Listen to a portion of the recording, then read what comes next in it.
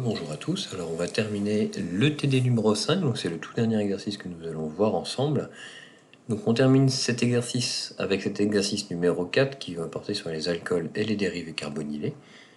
Alors ici, vous allez rencontrer les 4 grandes réactions, en tout cas 3 on va dire, 3 grandes réactions très importantes qu'on a vues à la toute fin des cours. C'est-à-dire la réaction d'aldolysation, la réaction de Cannizzaro et la réaction de Wittig.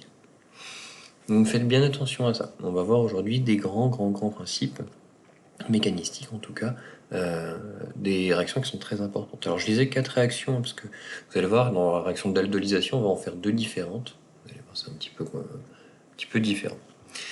Donc sur la première réaction, on vous dit déterminer la structure des composés A et D en donnant les mécanismes. Alors là, il n'y a pas de... Il n'y a pas de problème de compréhension, là c'est sûr et certain. Il faut me donner le mécanisme, et en plus, on vous dit nommer ces réactions. Alors, on est toujours sur le TD5. Ici, alors, je ne vais pas écrire en rouge quand même. Voilà. Donc, on est dans le TD5 et on est à l'exercice 4. Cet exercice 5, que je me rappelle le produit de départ quand même, on vous dit, voilà, vous avez de l'acétophénone, c'est le nom de la molécule ici. Alors, c'est pas de l'acétophénone, c'est de la benzophénone, pardon. Voilà. Et on vous dit qu'on met ça en présence de TONA. Alors, même chose, je vous ai dit, quand vous tombez sur des choses comme ça que vous ne connaissez pas, avec Na, souvent c'est que c'est le contre-ion. Donc en fait, ça vous fait un ETO- plus Na. Voilà. Donc je vous présente ça comme ça. En fait, c'est tout simplement une base. D'accord? Donc c'est une nouvelle base qu'on n'a pas vue spécialement dans le TD, ni dans le cours, mais voilà. Donc sachez que c'est une base. Donc ici, à quoi ça va servir? La base, en fait, on va chercher sur votre molécule où est-ce que vous pourriez avoir un H acide. Alors là, sur votre molécule, qu'est-ce que vous avez? Vous avez un cycle aromatique. Alors c'est pas spécialement là où on va trouver des H acides, mais par contre ici vous avez des carbones porteurs de H en alpha. Donc ici vous avez un CH3 et donc les 3 H ici en alpha de votre carbonyle. Alors en alpha, je vous rappelle, c'est parce que vous avez le carbonyle qui est ici. On appelle le carbone à côté le carbone alpha. D'accord? Donc je vous retire la flèche pour pas vous perdre. Donc ces H là sont plutôt acides. Ce sont des H qui sont acides. Voilà. Je vous rappelle, les 1, ils sont relativement acides. Voilà. Donc très bien, on a une base et on a des H acides. Donc ce qui va se passer, c'est que votre ETONA, il va venir récupérer un H. D'accord? La liaison va se rabattre à côté. Et ce qui va faire remonter un doublet de l'oxygène. Donc on commence à attaquer des mécanismes qui ne sont pas évidents. Donc regardez bien comment ça se passe. Vous allez avoir évidemment la liaison qui est remontée sur le haut. Voilà. Une double liaison ici, parce qu'on a rabattu les ions du H. Donc je réécris pas les H, évidemment ils sont présents sur le carbone du bout, mais je les réécris pas en restant topologique. Je vous les ai montrés avant pour vous expliquer que les H alpha sont acides. Évidemment, vous avez relargué, le ET- il récupère un H, donc vous libérez de l'éthanol. Alors moi je l'écris sous la flèche comme ça, en élimination, parce qu'il ne va plus nous resservir. Donc ça sert à rien que j'écrive par exemple ici, plus ETOH, il ne va pas nous resservir, donc je l'élimine directement. Évidemment, vous aviez le contre-ion, plus Na. Voilà. Donc là, c'est votre molécule formée. Vous avez deux manières d'écrire ça.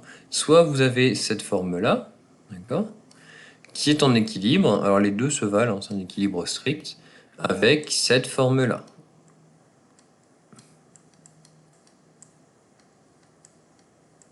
En fait, la charge va se déplacer ici au bout. Comment ça se passe? Pour écrire cette forme mésomère-là, vous avez la charge qui redescend sur votre liaison CO et toute la liaison qui vient par contre sur le carbone du bout. D'accord? Donc c'est pas très commun, mais ça se passe comme ça. Donc en fait là, vous avez deux choix. Pardon.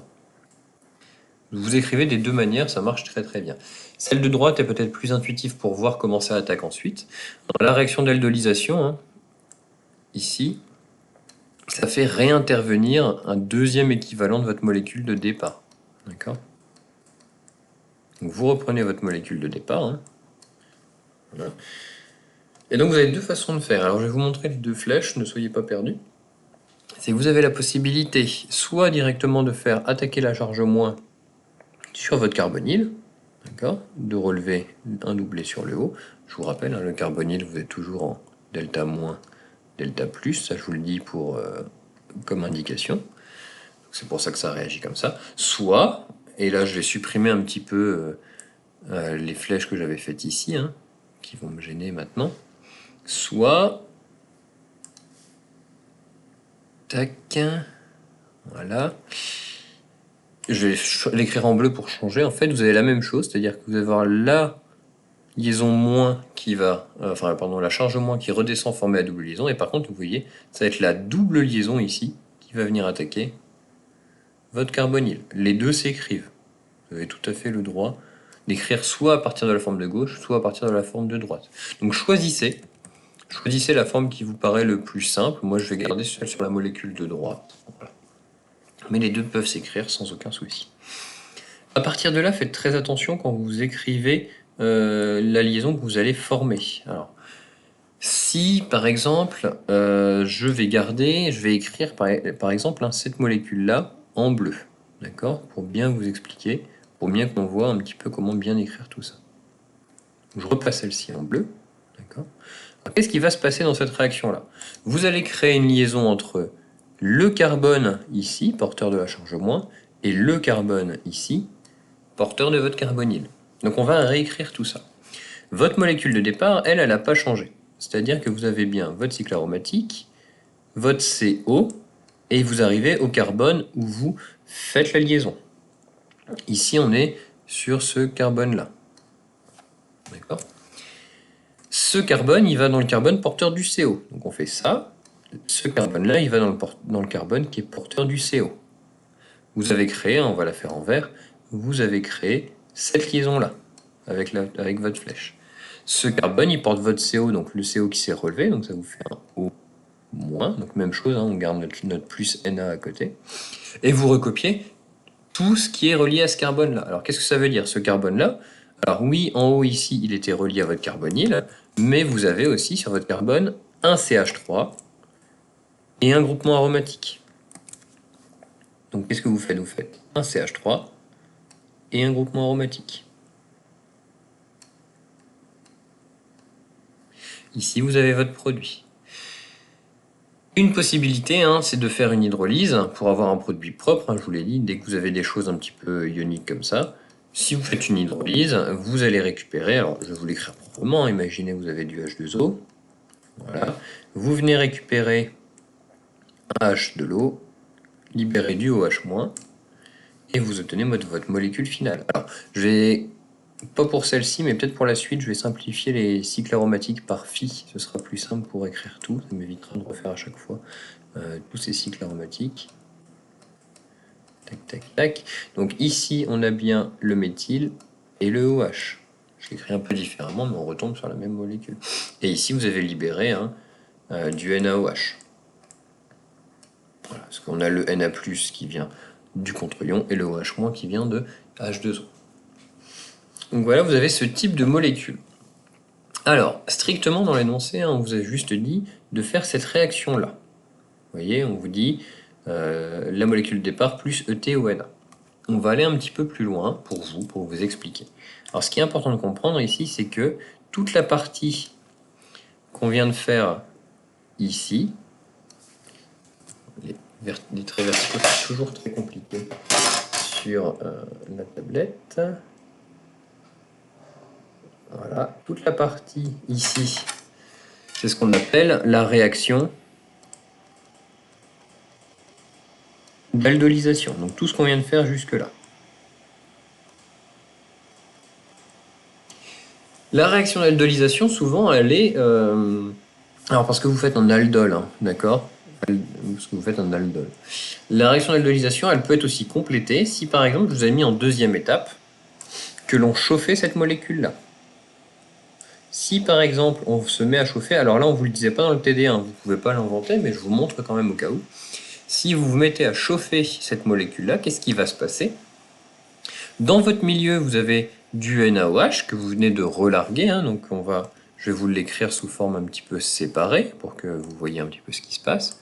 Donc on a du NaOH, donc Na plus OH-. Et comme vous chauffez, entre guillemets, tout est possible à partir du moment où vous chauffez. D'accord? Donc ce qui va se passer, c'est que ici, vous avez encore des H acides en alpha de votre carbonyle. Hein, il en reste 2, j'en sors uniquement un pour vous montrer. Ce qui va se passer, en chauffant, votre soude, elle va venir récupérer, c'est une base, hein, NaOH, elle va venir récupérer votre H, faire basculer les électrons sur la liaison d'à côté, et faire partir un OH-. Ce qui vous donne au final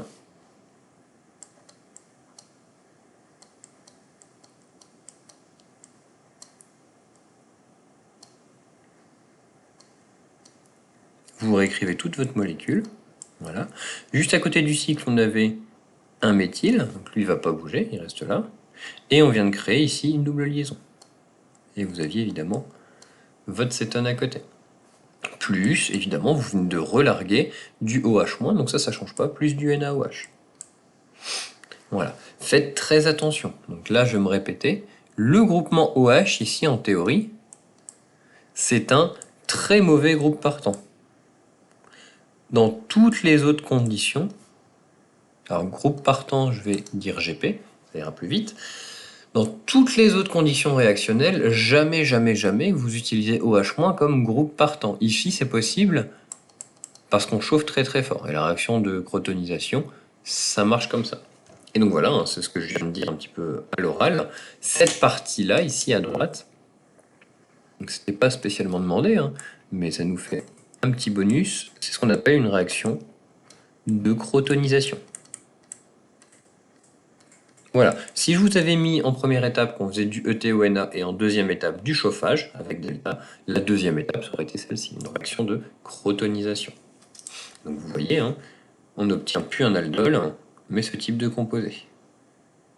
Je n'ai pas effacé le tableau de la dernière fois, vous voyez. Voilà. Donc ça c'est pour l'exercice 4. Je vais me faire un petit peu de place, que j'ai oublié d'effacer ce qu'on a fait la dernière fois. Voilà.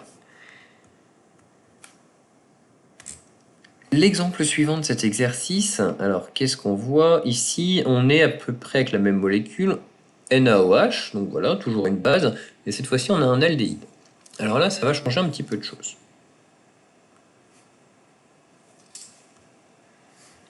Pourquoi est-ce que je ne peux plus zoomer?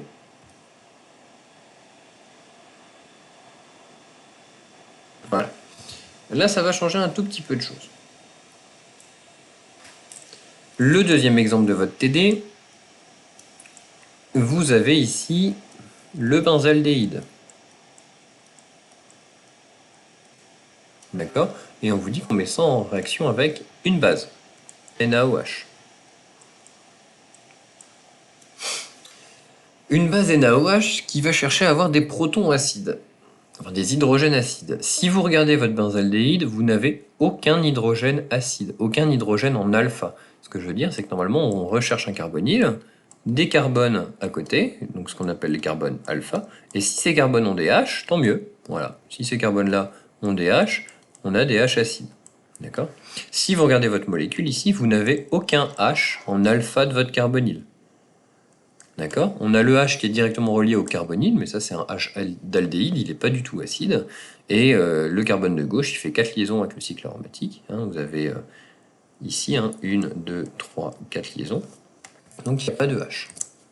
Alors qu'est-ce qui va se passer? Si vous avez mis une base dans votre milieu et qu'il n'y a aucun H acide, vous allez pouvoir un petit peu... on va chauffer légèrement, c'est peut-être pas précisé, mais voilà, on peut chauffer. Mais vous allez forcer votre base à devenir nucléophile. Ce que je vous ai dit, hein, c'est une histoire de balance. Toute base est nucléophile et tout nucléophile est une base. Donc si on ne peut pas le faire l'utiliser en tant que base, votre soude va agir en tant que nucléophile. Donc c'est-à-dire que votre OH- il ne va pas chercher à arracher des hydrogènes, mais venir s'additionner sur votre molécule. Là, vous n'avez pas le choix, vous n'avez pas de H acide. Donc qu'est-ce qui va se passer pour votre molécule? Simplement, vous allez avoir la même chose. Voilà, votre OH qui s'est relevé, votre double liaison CO, pardon, un OH qui vient de se planter, et un hydrogène qui est planté là. La suite de cette réaction, elle est un petit peu plus étrange, hein. C'est une réaction un petit peu originale, on va dire. Ce qui va se passer, c'est que vous allez tout de suite utiliser un deuxième équivalent de votre molécule. Vous allez voir, c'est assez rapide comme réaction, pas comme ce qu'on vient de faire. Vous utilisez un deuxième équivalent de votre molécule. Alors même chose, hein, ici vous avez le contre-ion, il ne faut pas l'oublier. Et vous allez tout de suite rabattre la charge moins, et ce qui est étrange, c'est que votre liaison et votre hydrogène vont partir ici, attaquer un deuxième équivalent. En fait, si vous regardez, si vous prenez le H et les électrons, virtuellement, et je dis bien virtuellement, c'est comme si vous aviez ici un H-. D'accord ?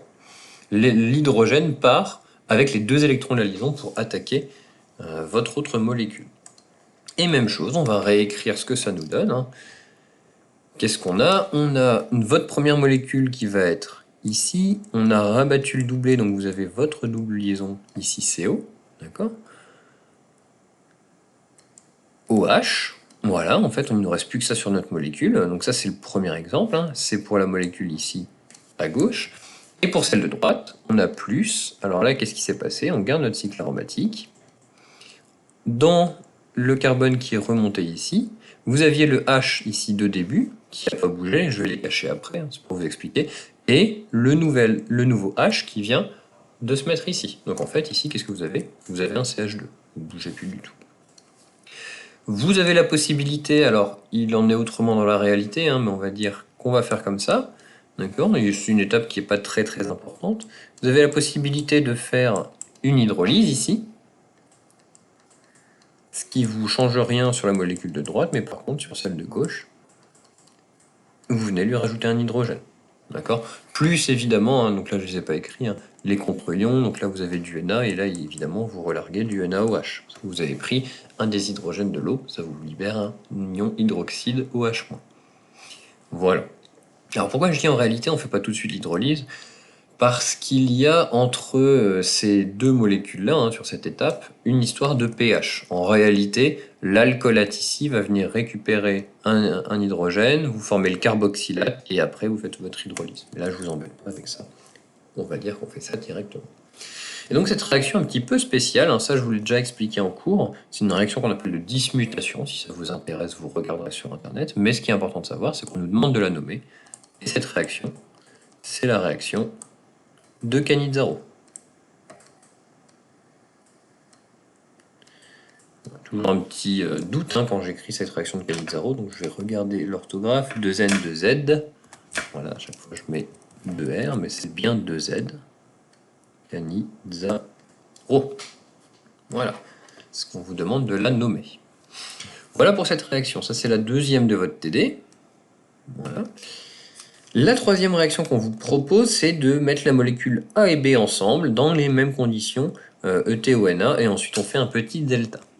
Alors l'étape de chauffage après, elle devrait vous mettre la puce à l'oreille sur le fait que l'on va réaliser une réaction de crotonisation, donc en théorie, avant on a une réaction d'aldolysation. Sur ces molécules, ici on vous dit au départ, on a l'aldéhyde, et vous avez aussi l'acétone.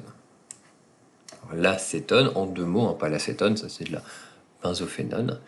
Et on vous dit même chose, hein, vous êtes en présence de base ETONA. Donc moi je vais l'écrire sous cette forme-là, pour qu'on voit un petit peu plus ce qui se passe. Voilà. On va agrandir un peu. Vous avez deux molécules ici. Rappelez-vous, hein, tout à l'heure, le premier exemple, on a pu ici récupérer un H acide de cette molécule-là. Sur cette molécule-là, on n'a pas de H acide.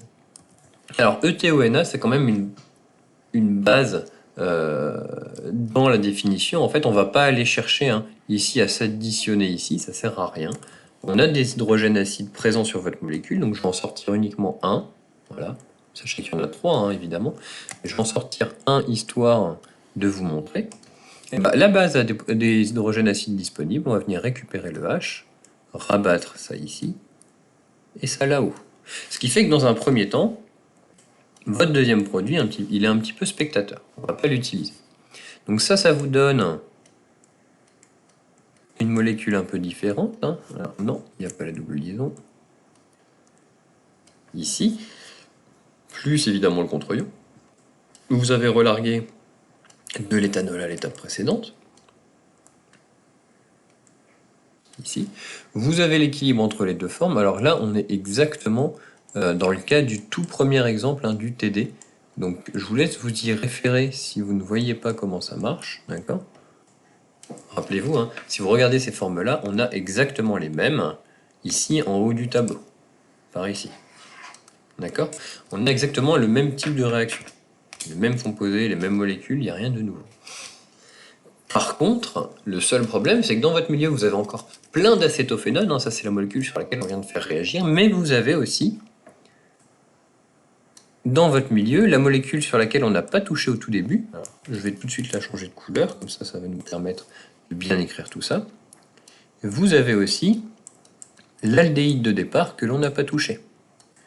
Et l'aldéhyde est beaucoup plus réactif. Vous allez d'abord faire la réaction sur l'aldéhyde avant de faire sur une cétone.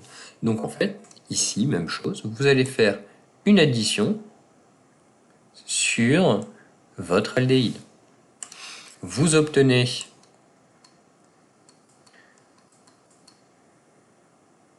alors votre molécule de départ qui n'a pas bougé. Vous créez cette liaison ici en vert, d'accord ? Et ce carbone, si vous regardez le carbone, alors je vais le faire en bleu, ce carbone ici, hein, c'est le carbone sur lequel on vient de rentrer ici. Qu'est-ce qu'il fait ? Il fait une liaison avec un O- maintenant, et un cycle aromatique. D'accord ? Là, il n'y a pas de méthyle, hein, parce qu'on n'est plus en présence d'une cétone, mais d'un aldéhyde. Même chose, hein, ce que vous pouvez faire ensuite, une petite étape d'hydrolyse pour avoir votre produit final.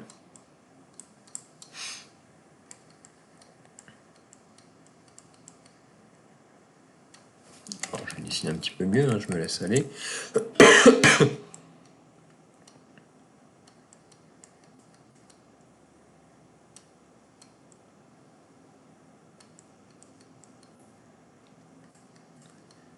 Voilà, ici vous avez formé votre produit final, vous avez libéré du NaOH, parce qu'on a consommé un des hydrogènes de l'eau, donc on libère du OH- qui vient se mettre avec ici le complément que j'ai oublié à l'étape précédente. Voilà. Vous avez votre produit, ça c'est ce qu'on appelle, hein, comme tout à l'heure, ces étapes-là c'est ce qu'on appelle... Alors, hop, ici... Ça, c'est ce qu'on appelle une réaction d'aldolysation. Alors, elle est un petit peu plus spécifique, vous allez voir pourquoi. Vous avez peut-être déjà vu. Hein. Réaction d'aldolysation. Voilà. Alors, on l'appelle réaction d'aldolysation croisée. Ça, c'est un petit bonus pour vous. Parce qu'en réalité, la réaction d'aldolysation, hein, ce qu'on a vu précédemment, c'est vous avez une molécule de départ. Ici, on avait... une cétone qui vient après re-réagir sur elle-même. C'est-à-dire que vous avez un deuxième équivalent qui vient se mettre. Ici, si vous regardez la réaction d'aldolysation, on a utilisé d'abord l'acétone qui était disponible, et ensuite on l'a fait réagir sur l'aldéhyde qui était présent également. On l'appelle réaction d'aldolysation croisée, parce que vous avez croisé deux molécules, vous n'avez pas fait réagir sur la même. Cependant, c'est pas terminé, hein. Si vous regardez votre TD, on vous dit derrière, on fait... Alors ça, c'est votre molécule C. Bon, je les ai pas nommés hein, depuis tout à l'heure, mais c'est pas bien grave. Ça, c'est votre molécule C. Et on vous dit que derrière, vous faites une étape de chauffage, delta. Donc là, vous voyez venir, hein, vous avez du NaOH. Voilà. Alors, je vais vous le réécrire, même chose. Hein, on a un petit peu de temps. Alors, ça risque d'être la vidéo la plus longue, mais ces 4 mécanismes sont assez importants. Comme vous chauffez, vous avez la possibilité ici de venir arracher le H acide qui est en alpha de votre carbonyle. Comme tout à l'heure, votre OH- va venir récupérer votre H ici, rabattre les électrons sur la liaison des côtés et faire partir un OH-. Donc je ne me répète pas, hein, faire partir un OH-, normalement vous ne pouvez pas.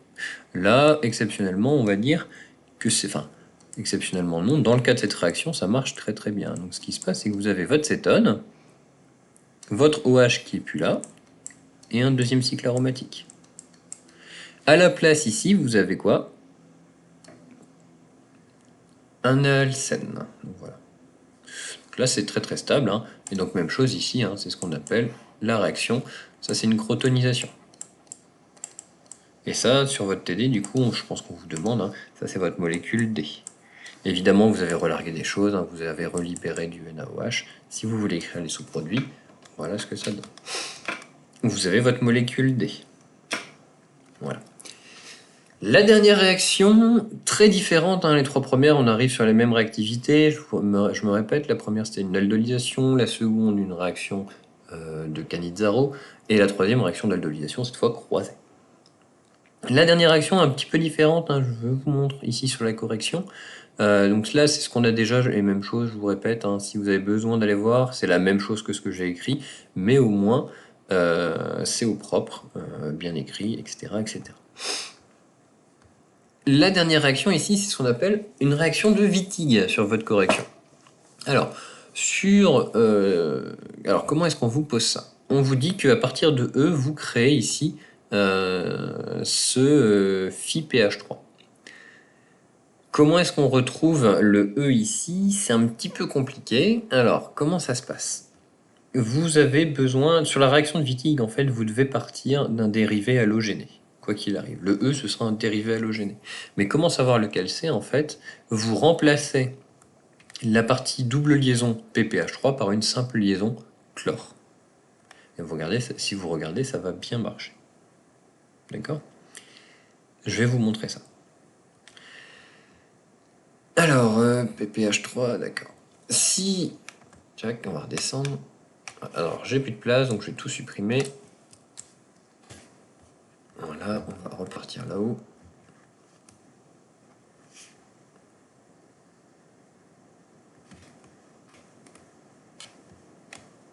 Voilà.